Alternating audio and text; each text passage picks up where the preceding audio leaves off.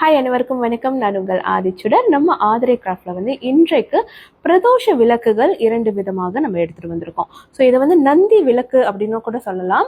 So இதை நீங்க பார்க்கும்போதே உங்களுக்கு தெரியும், ரொம்ப அழகா நீங்க பார்த்தீங்கன்னா கீழே ஒரு பீடம், அதற்கு மேலாக இந்த விளக்கு பகுதி, அதன் நடுவில் நீங்க பார்த்தீங்கன்னா நந்தி பகவான் இருப்பார். நந்தி பகவான் இந்த சிவலிங்கத்தை நோக்கியவாறு இருப்பார். ரொம்ப ரொம்ப ஒரு அருமையான ஒரு விளக்கு.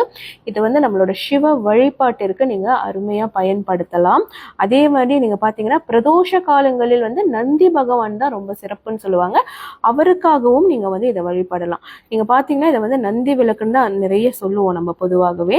ஸோ நடுவில் அழகா எண்ணெய் ஊற்றி நீங்க விளக்கேற்றி இந்த பிரதோஷ காலங்களில் இதை ஏற்றி வைக்கும் போது நமக்கு அபரிதமான பயன் இருக்கு.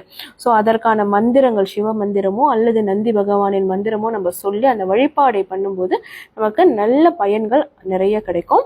இந்த நந்தி விளக்குல நம்ம கிட்ட இன்னொரு விதமும் இருக்குங்க. இந்த நந்தி முகம் இங்க முன்னாடியே இருக்கும். ஸோ இந்த இடம் அழகா விளக்கு. ஸோ இதுவுமே ரொம்ப சிறப்பான ஒரு விளக்காக கருதப்படுகிறது. நீங்க பார்க்கலாம், இதோட டிசைன் டோட்டலா இப்படி இருக்கும். ஸோ இந்த விளக்குமே நீங்க பிரதோஷ காலங்களில் பயன்படுத்தலாம். இது பிரதோஷ காலத்துக்கு மட்டும்தான் பயன்படுத்தணுமா, மற்ற நேரத்தில் பயன்படுத்தக்கூடாது அப்படி எதுவுமே கிடையாது. சிவ வழிபாட்டிற்கு உகந்தது. ஸோ நம்ம நிறைய பேர் பிரதோஷ வழிபாடை தொடர்ந்து செய்கிறவங்களா இருப்போம். ஸோ அந்த பிரதோஷ காலங்களில் இதை அதிகமாக பயன்படுத்துவாங்க. மற்ற வேலைகளிலுமே நீங்கள் நந்தி பகவானையோ அல்லது நம்ம சிவபெருமானையோ நினைத்து நீங்கள் ஒரு விளக்கேற்றி வழிபடும் போது அதற்கான பயன்கள் கண்டிப்பாக உங்களுக்கு கிடைக்குங்க.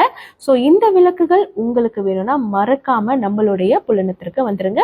நம்மளுடைய புலனம் எண்கள் நம்மளோட பயோல கொடுத்துருக்கு, அதை பார்த்து நீங்க நமக்கு தொடர்பு கொள்ளலாம். நம்மளோட ஷாப்லயும் நம்ம இது எல்லாமே லிஸ்டிங் பண்ணியிருக்கோம். நீங்க ஆன்லைன்லயுமே இதை நேரடியாக பர்ச்சேஸ் பண்ணிக்கலாம். நன்றி, வணக்கம்.